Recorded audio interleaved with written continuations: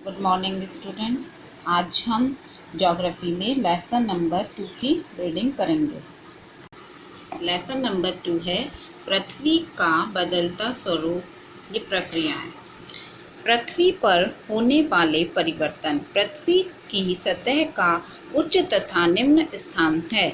पृथ्वी की सतह पर अनेक प्रकार के परिवर्तन होते रहते हैं, जिनमें से कुछ बाह्य शक्तियों द्वारा तथा कुछ आंतरिक शक्तियों द्वारा होते हैं। बाह्य परिवर्तन धीरे धीरे होते हैं, जबकि आंतरिक परिवर्तन आकस्मिक होते हैं।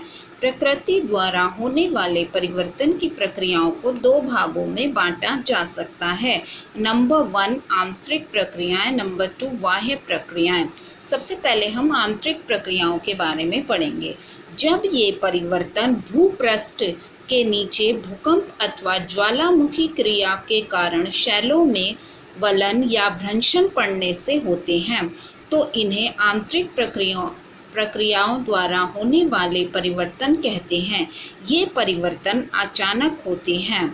बाह्य प्रक्रियाएं अपक्षय, अपरदन तथा निक्षेपण बाह्य प्रक्रियाएं कहलाती हैं, क्योंकि ये धरातल के ऊपर होने वाले परिवर्तन के लिए उत्तरदायी है। सबसे पहले हम इसमें अपक्षय के बारे में पढ़ेंगे। मौसम एवं जलवायु की शक्तियों द्वारा धरातलीय चट्टानें अपने स्थान से टूटती रहती हैं और इनका मलबा वहीं पर पड़ा रहता है।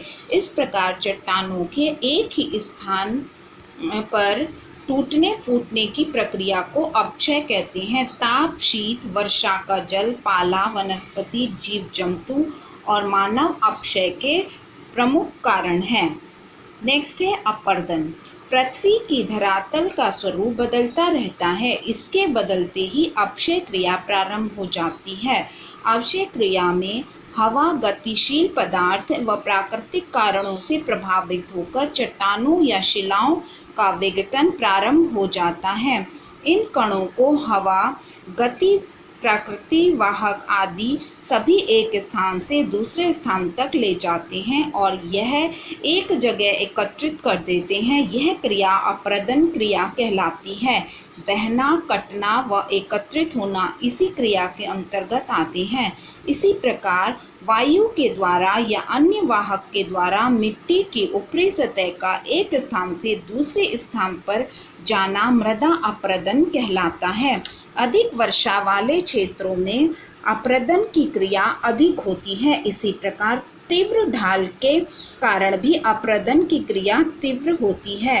यही कारण है कि पर्वतीय क्षेत्र में मैदानी क्षेत्रों की तुलना में अपरदन की क्रिया की गति तीव्र होती है। मरुस्थल क्षेत्रों में जहां वनस्पति का अभाव होता है, अपरदन की क्रिया तीव्र गति से होती है। लाखों करोड़ों वर्षों से हो रहे अपक्षय और अपरदन पृथ्वी की सतह पर पाई जाने वाली भू आकृतियों जैसे पर्वत, पहाड़ियों, पठारों और मैदानों का रूप परिवर्तित करते रहते हैं, परंतु ये परिवर्तन बहुत धीमी गति से होते हैं। अपक्षय तथा अपरदन की क्रियाओं को अनाच्छादन कहते हैं। अनाच्छादन के कारण। अनाच्छादन के प्रमुख कारण हैं समुद्री लहरें, पवन, हिम नदी और बहता जल। सबसे पहले हम समुद्री लहरें पढ़ेंगे। समुद्री तटीय क्षेत्रों में लहरें शैलों से टकराकर उन्हें छोटे छोटे टुकड़ों में तोड़ती रहती है। ये छोटे छोटे टुकड़े या कण तटीय भागों में जमा हो जाते हैं या लहरों द्वारा बहाकर समुद्र की तलहटी में ले जाए जाते हैं। पवन भी अपरदन और निक्षेपण का कार्य करती है। ये एक स्थान से रेत को उड़ाकर अपने साथ ले जाती है। जब ये चट्टानों से टकराती हैं तो उन्हें कुरेदती हैं। मरुस्थलीय भागों में पवन द्वारा अपरदन की क्रिया अधिक होती है। मरुस्थलीय क्षेत्रों में जब पवन के मार्ग में कोई बाधा आती है, तब पवन का वेग कम हो जाता है, जिससे पवन के साथ उड़ने वाले पदार्थ धरातल पर गिरकर बालू के टीले का निर्माण करते हैं। इन्हें बालू का स्तूप कहते हैं। पवन द्वारा उड़ाकर लाए गए बालू के कणों द्वारा अपरदन का कार्य धरातल के कुछ मीटर ऊंचाई तक अधिक होता है। इस प्रक्रिया में पवन निचले भाग को घिस देती है, परंतु ऊपरी भाग छतरी के आकार का हो जाता है, जिसे छत्रक शिला कहते हैं। जब बालू के कण बहुत बारीक और हल्के होते हैं तो पवन इन्हें बहुत दूर तक ले जाती है। जब ये कण बड़े क्षेत्र में जमा हो जाते हैं तो इसे लोयस कहते हैं। हिमनदी बर्फ उच्च अक्षांशों से गिरकर एकत्रित होती रहती है, जिससे बर्फ का मैदान बनता है। बर्फ के ये मैदान हिम रेखा के ऊपर स्थित होते हैं। बर्फ की नदी और हिम जो ढलान से अपने वजन के कारण नीचे की ओर बहते हैं, हिमनदी कहलाते हैं। हिमनदी चट्टानों के टुकड़ों को ले जाती है और एक अभिकर्ता का कार्य करते हैं। जब ये हिमनदी किसी घाटी से गुजरते हैं तो पर्वतों से लाए गए चट्टानों के टुकड़े घाटी में रह जाते हैं। पर्वतीय हिमनदी के द्वारा लाए गए पदार्थ घाटियों के तल में एकत्र हो जाते हैं और हिमनदी हिमोड़ कहलाते हैं। नेक्स्ट है बहता हुआ जल। अनाच्छादन का सबसे प्रमुख कारक बहता हुआ जल है। बहता हुआ जल या नदियाँ तेज गति से शैलों को तोड़ती है और उन्हें बहाकर ले जाती हैं। नदियाँ प्राय पर्वतीय क्षेत्रों को या पठारों से निकलती हैं तथा मैदानों में बहती हुई अंततः समुद्र तक पहुँचती है।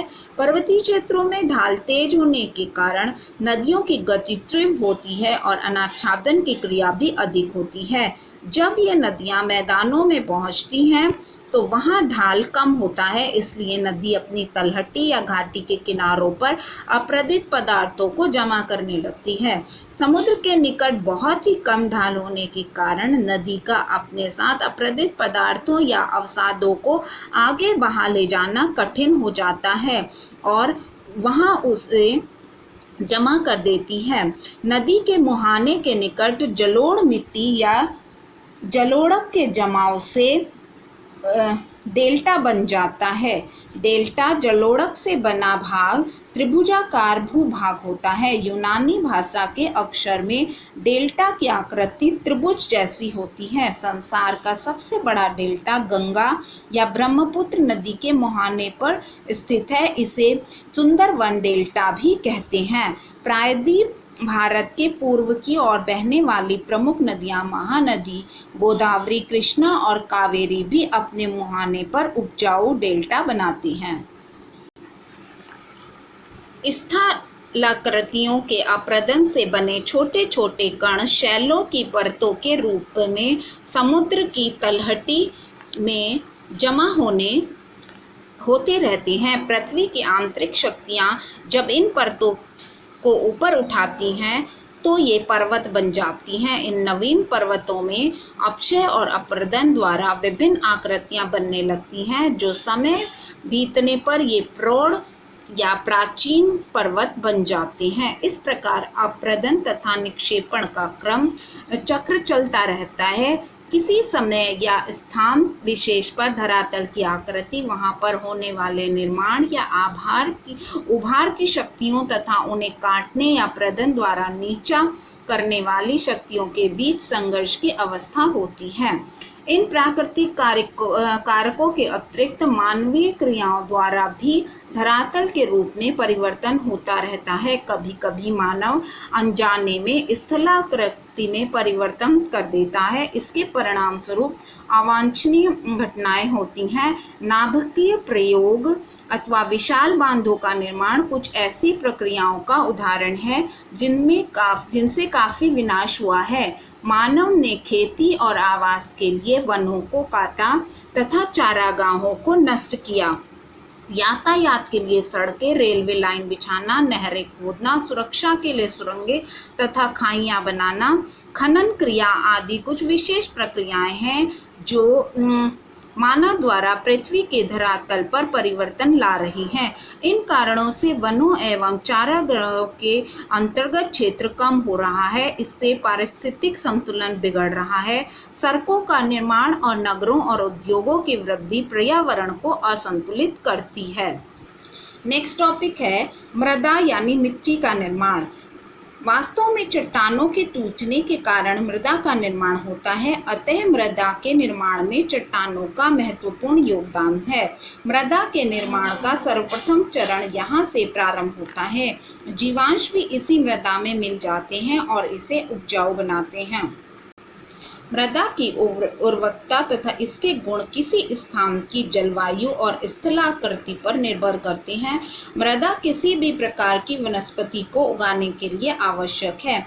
यह अनेक प्रकार के कणों का मिश्रण होती है। इन कणों को हम दो भागों में बांट सकते हैं। नंबर 1 जैविक कण, नंबर 2 अजैविक कण। जैविक कण, जैविक का अर्थ है जीवों में अंश। मृदा में जीवों तथा पेड़ पौधों के अवशेष मिलते रहते हैं। समय के साथ यही जैविक पदार्थ जैविक क्रिया के गहरे रंग के पदार्थ तथा ह्यूमस में बदल जाते हैं। ह्यूमस मृदा को उपजाऊ बनाता है। दलदली तथा आर्द्र मैदानों की मृदा में ह्यूमस अधिक होता है, परंतु मरुस्थलों की मृदा में ह्यूमस की मात्रा कम होती है और वह कम उपजाऊ होती है। अजैविक कण, इसमें अपक्षयित शैल के छोटे छोटे टुकड़े होते हैं। बड़े आकार वाले कणों को बजरी और छोटे आकार वाले कणों को बालू कहते हैं। गाद या धूल में और भी छोटे कण होते हैं। इस प्रकार से हम कह सकते हैं कि मृदा का निर्माण शैलों के प्रकार, उन क्षेत्रों में पाई जाने वाली जलवायु, वनस्पति और भूमि के ढाल पर निर्भर करता है। भारत में मृदा के प्रकार, यानी भारत में कितने प्रकार की मिट्टी पाई जाती है। भारत में मुख्य रूप से 4 मृदा पाई जाती है। नंबर 1 काली मृदा। यह मृदा ज्वालामुखी विस्फोट और लावा से बनती है। यह बहुत उपजाऊ होती है, इसे काली मृदा भी कहते हैं। यह नमी सोख सकती है। यह कपास के लिए बहुत उपयुक्त होती है। यह मृदा दक्कन पठारी क्षेत्र के महाराष्ट्र और गुजरात क्षेत्र में पाई जाती है। नंबर 2 जलोढ़ मृदा। यह मृदा मुख्यतः नदियों की घाटियों और तटीय मैदानों तक सीमित है।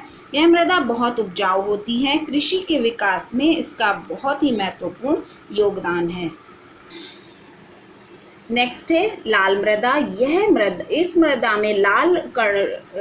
इस मृदा में लोहे के कण अधिक होते हैं, इसलिए इसका रंग लाल होता है। यह मृदा प्रायद्वीप के पठारी क्षेत्रों में पाई जाती है। यह मृदा अधिक उपजाऊ नहीं होती। नेक्स्ट है 4th है आपकी लैटराइट मृदा। यह मृदा अधिक वर्षा वाले क्षेत्रों में पाई जाती है। यह चट्टानों के कटाव से बनती है। इसमें अम्लता पाई जाती है क्योंकि यह अधिक वर्षा के कारण चट्टानों के टूटने से बनती है। यह खेती के लिए बहुत उपयुक्त नहीं होती। यह अधिक वर्षा वाले पश्चिमी घाट के क्षेत्रों में और उत्तर पूर्व के पहाड़ी राज्यों में पाई जाती है। इन 4 मुख्य प्रकार की मृदाओं के अतिरिक्त पर्वतीय मृदा और मरुस्थलीय मृदा भारत के पर्वतीय और मरुस्थलीय क्षेत्रों में पाई जाती है। पर्वतीय मृदा अधिक उपजाऊ नहीं होती क्योंकि इसका निर्माण कठोर चट्टानों से होता है। यहाँ सीढ़ीदार खेत बनाकर कृषि की जाती है। मरुस्थलीय मृदा में उचित पानी मिल जाए तो इसे उपजाऊ बनाया जा सकता है। मृदा अपरदन एवं मृदा संरक्षण। मृदा अपरदन की समस्या भारत में ही नहीं बल्कि विश्व के अन्य क्षेत्रों में भी है। मृदा अपरदन का मुख्य कारण है अवैज्ञानिक ढंग से खेती करना, वनों को काटना और चारागाहों में अधिक मात्रा में पशुओं को चराना। हमारे देश में वर्षा एक विशेष मौसम में होती है तथा कुछ स्थान पर भारी वर्षा के कारण मृदा अपरदन अधिक होता है। हमें मृदा अपरदन पर नियंत्रण करना आवश्यक है क्योंकि इससे मृदा की उर्वरकता जो होती है वो कम हो जाती है। मृदा संरक्षण, हम किस तरह से मिट्टी को बचाव कर सकते हैं। मृदा सबसे महत्वपूर्ण प्राकृतिक संसाधन है क्योंकि पृथ्वी पर सभी प्रकार के जीव मृदा पर ही निर्भर करते हैं। अतः मृदा का संरक्षण भी अति आवश्यक है। भूमि के कटान को रोकने और मृदा संरक्षण के लिए हमें निम्नलिखित उपाय करने चाहिए। नंबर 1 वनीकरण और वृक्षारोपण कार्यक्रम के अंतर्गत मृदा अपरदन क्षेत्रों में बड़ी संख्या में वृक्षारोपण किया जाना चाहिए। नंबर 2, वृक्षों को अंधाधुंध काटने तथा चारागाहों में पशुओं की अधिक चराई की प्रवृत्ति पर नियंत्रण करना चाहिए। नंबर 3, सीढ़ीदार कृषि पहाड़ी क्षेत्रों में की जानी चाहिए। नंबर 4, जल प्रवाह को नियंत्रित व नियमित करने के लिए ढलान वाली भूमि और तीव्र प्रवाहित नदियों पर तटबंध तथा अवरोधक बनाए जाएं। नंबर 5, नदियों पर बांध बनाकर बाढ़ को रोका जाना चाहिए। नंबर 6, फसलों को फसल चक्र के द्वारा तथा खाद व रासायनिक उर्वरकों का प्रयोग करके मृदा की उर्वरता को बढ़ाया जा सकता है। ओके स्टूडेंट, ये चैप्टर आपका यहीं समाप्त होता है। Good bye.